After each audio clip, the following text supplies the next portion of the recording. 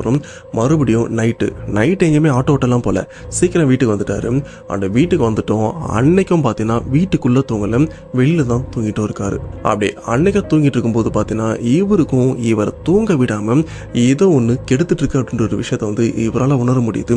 உடனே அரை தூக்கத்தில் எழுந்திரிச்சு பார்க்குறாரு.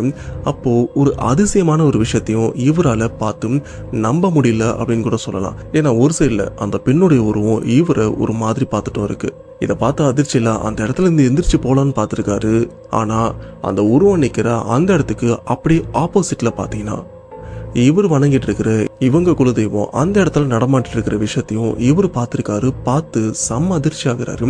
இது என்னடா ஒரே நேரத்தில் ரெண்டு விஷயத்த என்னால் பார்க்க முடியுது, இந்த ஒரு விஷயத்த என்னால் நம்ப முடியல. ஏன்னா இந்த இடத்துல தெய்வமும் இருக்கு, ஆன்மாவும் இருக்கு. தெய்வம் இருக்கிற இடத்துல ஆன்மாவால் வர முடியாது. அப்பனா இது எதனால் நடக்குது அப்படின்னு இவருக்கும் கிளியரா புரியல. இதை கனவா நினைவா அப்படின்னு